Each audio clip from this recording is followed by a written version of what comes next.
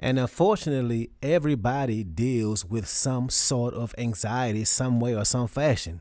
And the easiest thing to do is to do nothing. And we all know doing nothing ain't gonna help you. But what will help you is if you losing myself and finding my strength, came to the conclusion that I want it all. Feeling that pressure of trying to do better. I want to reach heights, but too scared to fall. Too scared of failure. Way more scared of feeling regret from not even trying. That's terrifying. I understand that chasing my goals, I bury my clocks because it take time. I gotta go. I already know. If I want to grow, you reap what you sow. That be the case. Planting my seeds and water my vase. Yeah, I made mistakes. Yeah, I know you grow in your garden, but watch for the snakes. The people that act like you crazy for trying to stay far away. They don't think it's possible. I think it's possible. That is just hate. Yeah, they hate themselves because they on the shelf while you create a life that you love. A life that you love. Yeah. Loving the fact you're improving yourself. Decided that you would not settle. Decided that you got the drive to do it. The road got bumping your foot on the pedal. You go up a level. You turn up whenever it's time for you to go put in that work. I know my worth. I know it ain't gonna be easy. Yeah, I know it hurt. One thing is for sure. Yeah. Until it put me in this earth. Before I ride in that hearse. I'm chasing my goals. I'm chasing my goals. Yeah. Loving the fact you're improving yourself. Decided that you would not settle. Decided that you got the drive to do it. The road got bumping your foot on the pedal. I'm chasing my goals. All right, and welcome back to yet another episode. Thank y'all so much for being here. If you are on YouTube, please go ahead and like and subscribe my channel. Like right now, it take you 1 second. Just like it, subscribe it. It helps me out a lot. If you're on a podcast platform, please leave me a review. Also, I left y'all a better way to be able to support me. I left a link in the description. You can buy your boy a cup of coffee. Like I always say, I love coffee. I drink it every day. Support me. Just buy your boy a cup of coffee to help me keep this thing going for y'all. Let's go ahead and dive in though. Today we're going to talk about a strategy that will get you out of that anxious thinking when you find yourself feeling anxious. Now, before we dive in, like I always say, this ain't a podcast where I say, hey, look at me. I haven't figured it all out, so do what I say. No, I don't. I'm doing a lot of this stuff with you. I'm going on these journeys with you. And this is definitely one I've been working on in real time. But I have been using these strategies, and I can personally tell you that over time, if you make the effort to work on it, they do work. And I don't want you to believe that these strategies are going to make you perfect and rid you from all your anxiety, because that just ain't feasible. But what we are going to do is to have some things for our tool belt, things we can use in those situations, right? And over time, that time of anxiety will become shorter and shorter and shorter and be way more manageable to get through. So the first thing we need to know, which is probably the most important part of it all, is awareness. Being aware in the moment that, okay, you know what I feel. I feel it. I'm feeling anxious right now. And not to be like, oh my God, what's happening? I don't know what's going on. The thing is to be aware. And the thing about being aware, they say ignorance is bliss, right? They say that for a reason, because it's true. If you don't know about something, then you don't have the awareness to be worried about it. And that's part of this journey that we on, right? When you focused on personal development and growth and focusing on yourself, you're going to become aware of some things that you need to work on. And by doing that, by becoming aware of these things, what could happen is we could start to think that these are things that are quote unquote wrong with us. And again, ignorance is bliss. We didn't think about these things because we wasn't even aware of them. And it's important to know that it's not that these things are wrong with us, but that these are things we need to improve on. Because at the end of the day, these are things that are just given to us by life. We didn't do anything wrong to have some of these things. We are just aware of them. And in reality, everybody has these things or has things. For example, one of the biggest things I need to work on is stepping outside my comfort zone. I always say this, and I always have to work on it, and I am constantly working on it. But for the kind of growth I'm seeking in my career, I need to get comfortable being uncomfortable and really getting out of my comfort zone in several areas. And before I got on this journey of self-development, I didn't realize that, or at least I didn't realize how important it was and how many different ways and areas I needed to improve on stepping outside my comfort zone. And again, it's not that something is wrong with me. I just need to work on it. But a big area, and I'm getting better at it, a big area in my comfort zone that I'm getting better at is being so precious with anything I'm working on when I feel like it ain't quote unquote done or perfect or ready to share, especially with this hip hop play I'm writing. I'm to the point now where I need to let people read it and listen to it. I need that feedback. I need to hear other people read it, to hear it come out of somebody else's mouth, to see how they interpret it, how it lands on them, instead of just waiting and tweaking and editing until I finally feel like it's perfect and ready to be heard. That's a comfort zone I'm getting better at stepping outside of. Even though I feel anxious about sharing it, I still am learning to step outside the comfort zone. And the same is true for all of us, right? Anxiety comes from your thoughts. It's not that you were born with it. It ain't that it's a chemical imbalance inside you. It's not something that you are stuck with. It's not built in your DNA. It's 100% something you can work on and something you can work yourself out of. You don't have to be stuck there forever. And that's important to understand and to know that it can get better. So be aware of these moments, of those things and times when you get anxious. And what you should do, and this really works, is to understand this. Like I said, anxiety comes from your thoughts. Those thoughts are in your head. And those thoughts will be much easier if you got them out of your head, if you put them down on pen and pad so you're able to see them. Like I always say, if you're trying to solve a complicated math problem, it's way easier to write out that math problem on pen and paper to solve it rather than trying to solve it all in your head. Why? Because if it's complicated, it makes it easier to solve it when you can look at it and actually see it. Same thing when trying to solve all the complicated feelings and problems with your anxiety. It'll be way easier to put those thoughts down on paper and working them out that way. These thoughts can't stay in your head. They are way too complex. You have feelings about this issue, or thoughts about that deadline, or feelings about this person, or nervousness about that email. And it will really get complicated when some of those things are connected to each other, right? And related to each other. And if you don't put these things on pen and paper, it'll be way harder to work on them. You need to see these issues in front of you. So I'm going to give you a little formula, a guideline or a guide that you can use when you're feeling anxious, when you're feeling these anxious moments. And again, things that I have been doing, things that I have researched and doing in real time with you, and things that I know do work, right? Become aware of it. So the first thing you should do, or the first thing I did, is I became aware of it. And I say, okay, what are you feeling anxious about? And I write it down. And that's the first question. What am I feeling anxious about? And then you write that thing down, and then that complicated math problem start getting that much easier. It's in front of you and you can see it. You can work on it a lot easier. When it's in your head, it's not in front of you. Once you identified it and you can look at it, you're on the right track. And sometimes just by identifying it, it'll relieve some of that anxiety by default. Because now you have named what it is. It's not just a feeling that's roaming around in your head.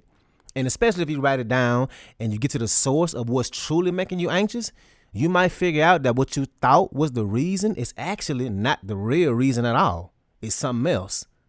And that could be a relief for you, right? For example, let's say you were planning a holiday dinner and you anxious about it, and you write down all the things that make you anxious about it. And you might come to the realization that cooking all the food and getting the house ready for guests, that actually ain't what's making you nervous. It's the fact that your Aunt Charlene, she coming and she make you feel less than because of how judgmental she is, right? And your anxiety around everything else stems from her. And by dealing with the things that makes you have anxiety around her, it's going to alleviate pressure from having to worry about all the other things that go into hosting a holiday party. Because I don't know if you have ever done that, but it is a lot of work. And once you figure that part out, you can create a strategy and be able to work around it. Identify what that anxiety is, write it down, and now you're able to see it. Now you can name what it really is. So that's the first question. What am I anxious about? Next question to ask yourself, what's the worst that could happen? A lot of times, and maybe even most of the time, we picture things being way worse than it actually is in our heads. I mean, way worse. You ever notice that? I know you do. We all do it. It's never as bad as it was in our heads, especially after I look back at something that happened years ago, right? It was never as bad as I thought it was. And what's happening here is our brain is trying to keep us safe and tries to make us avoid as much of the unknown as possible. And this is a fact. Psychologists have studied this, and they say that 85% of the things we worry about never actually happen. 85%. 85% of the time, the things we waste our time worrying on never happens. And we'll feel like 99% of the time, it's not as bad as we imagine it to be. And so when you sit down and you write out what you have anxiety over and you write out what's the worst that could happen, you realize that it's not anywhere near as bad. And you realize, okay, I'm really just feeling this anxiety because my Aunt Charlene is coming. And okay, what's the worst that's going to happen? She'll say something rude or judgmental. And in reality, it ain't that big of a deal because that's just who they are. And they have to live with themselves being that way. And after a few hours, she could be gone and my life could be back to normal and I'll be just fine. Will it be annoying? Will it piss me off? Probably. But she don't live here, right? And she taking her ass home. And you will identify that and feel some relief that, yeah, that's not as bad as I initially was thinking it was going to be. So those first two questions, identifying what it is and identifying how bad it could actually get, will for most problems alleviate most of that anxiety. The third thing you should ask yourself is, what's the best that could happen? Now that you looked at the worst, switch to the polar opposite and figure out what would happen in a best case scenario. It's important to show yourself the other side of it and think about how this other outcome could actually happen as well. Because our brains will majority of the time go to the negative. It's how we're wired. It's how we're programmed as humans. And if we keep letting it go there, it's only going to make us more anxious. So consciously dial it back and say, okay, here are all the best things that could happen. Maybe my Auntie Charlene will come and be in a great mood. Or she'll come in and it's going to be a good time because sometimes she really is a good time. She can come, have a lot of fun. We all have an amazing night. She won't be rude and I won't have any problems. And that's the best thing that can happen. And now I've looked at both ends of the spectrum, the absolute best and the absolute worst. And I know that in reality, it's going to fall somewhere in the middle. And that should be a relief. After you roll it all out and you realize, okay, it won't be this bad. You roll it all out. You realize, okay, it's a good chance it won't be this good. That middle ground of what will actually happen will be somewhat of a reality check for yourself. And you will feel less anxiety because it ain't that bad in the first place. And the fourth thing you should ask yourself is, what is the next best step to make me feel better? And I feel like this is the most important step. What is the next best step that you can take? What is an action right now in this moment, something that I could do? Whatever time it is, sometimes we wake up in the middle of the night with anxious thoughts and feelings. So at 4 o'clock in the morning, what can I do right now? Or just before people show up, my guests show up. What can I do right now? What could I do next to work through this feeling? What is the next best step? Do I call my Auntie Charlene and talk to her before she get here? Build that rapport with her? Do I put on a motivational video or music? Do I meditate? Do I do something that makes me happy? Maybe I do a reflection exercise and look at all the good things I've been doing or that's been happening for me. Maybe you go for a run or do something physical. When I first understood that I had developed anxiety, it used to wake me up in the middle of the night out of my sleep, and I would wake up feeling like I needed to be somewhere, or that feeling of having this great big old responsibility that I procrastinated on, and now whatever that responsibility is due tomorrow, right? That this feeling like something is about to happen that I'm not prepared for, and that might not make sense to a lot of people, but to the ones listening to me right now that have ever felt anxiety, you know what I mean. And what I did in those moments is I had to have a talk with myself to tell myself that I'm okay, that this feeling is just in my brain, that I'm capable of damn near anything. I remind myself that I'm strong. that even if I did have some responsibility, which I don't, that I will be able to handle it because I always do. And I focus on my breathing and I deal with it that way. But whatever it may be, maybe you call a friend, that person that you confide in. We all have that person, right? So again, we've identified the culprit of our anxiety. We've identified the worst that could happen, the best that could happen. Now we just need to take some action. So this is just a very simple formula. There is nobody in this world that would never, ever feel some kind of anxiety or stress. And these questions and steps are things you can have in your toolbox in the future, because the easiest thing to do, well, not the easiest on your brain, but the easiest thing to do is to do nothing and let your anxiety take over. That's not going to help you. What will help you is if you actively work through it. Just like that anxiety is working on you in those moments, you need to work on it. So, the 4 questions. What am I feeling anxious about? What's the worst that could happen? What's the best that could happen? And finally, what's the next best action that I could take that will help me get through this anxiety? And that is how you work through it. So, that's what I got for y'all today. Do your boy a favor and support the channel. You can buy me a cup of coffee. I left a link in the description to do that. Like I always say, I love coffee. I need some coffee right now. As a matter of fact, I am tired. It's been a long week. Also, share this episode with somebody that you think would benefit from hearing this message. I'm tired, as you can tell. Share it to your social media. Make sure you tag me in it. So, speaking of anxiety and pushing through my anxiety, I'm going to share something from my hip hop play. Again, feeling anxiety around it because I feel like I'm just getting better at sharing it, even though I don't feel like it is at its completion. But I am to the point where I do need to just share it and get comfortable sharing it. So I'm practicing it right now, even though y'all can't really give me feedback because y'all just listen to it. But anyway, so this character that I wrote for myself in the play, which I'm going to be the lead in the play, he is called the Griot. And the Griot travels throughout the play and throughout time, and he talks directly to the audience and with God. And the point of his character is to represent, even though he embodies different people, he represents black people, black culture, black experiences, right? He is one, he is all, he is the first, he is the last. He's all of them. Everyone is a griot in their own mind, but he is all of black culture. And but the song I'm playing for y'all, he's talking to the audience, and as the song goes along, you realize that you're actually in a therapy session, and there are 2 other characters in this therapy session with the griot.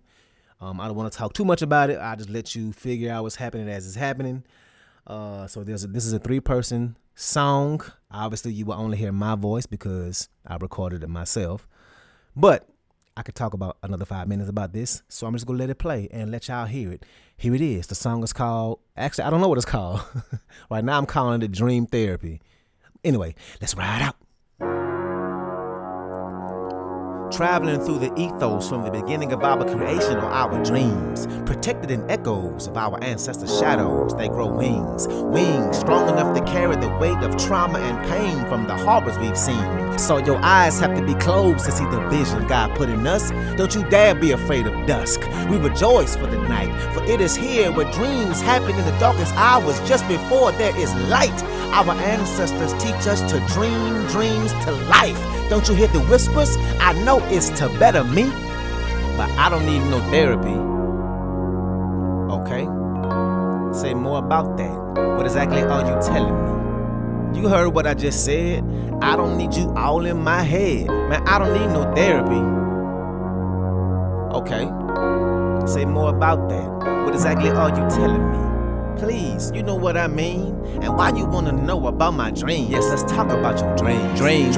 Yes, dreams. You a young black man. It's something that you need. Let's talk about your dreams. Dreams. Yes, dreams. And not to be a rapper or a streamer or an athlete. What are your dreams?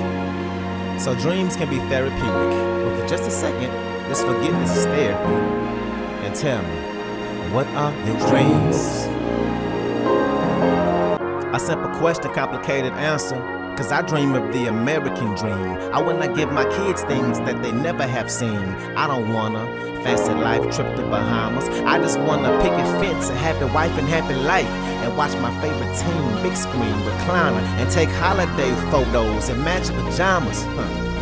That's probably what it feels like to be the Obamas. The American dream is not my African American reality. I don't talk about it for the sake of my sanity. Every damn day I gotta defy gravity, cause I can't let it hold me down. I grew up in poverty, my life was low quality, but I can't let that hold me down. I saw the violence, my manhood told me to be silent, but I can't let that hold me down. I got called a nigga by a cracker, I guess he didn't think my life mattered, but I can't let that hold me down. A hard life made me harder, I gotta stay soft for my daughter. Please don't let that hold you down. So, you saw violence, grew up in poverty and did what you gotta. There's a word for that, it's called trauma. You do need therapy. So tell me, what are your dreams?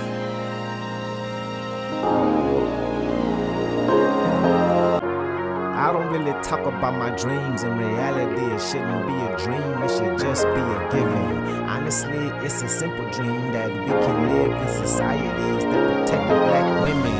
How are they the most educated, at the same time be the ones most likely to go missing? Didn't make the news, no media attention. 200 a day, 200 a day, 200 a day, man, get up out my face. You don't have time to dream when you worry about your women. Saw my sister die when she was giving birth. Black women the first in that statistic. I dream for the black men to do better as men. We knew better back then when we was growing up. Favorite rapper talking sins, money, cars, clothes, and the hoes disrespecting our women, brag about it to our bros. Now I'm grown, I see that I was tripping, cause look at my position. Now my wife is pregnant, I'm scared she might go missing. I don't trust white physicians, I'm scared to death, I'm fucking scared. Okay, alright, just listen. Man, I can't breathe, listen to me. Man, I don't like this feeling, I just can't breathe. So much unease inside of me. It's cause you have anxiety. You do need therapy. So tell me, what are your dreams?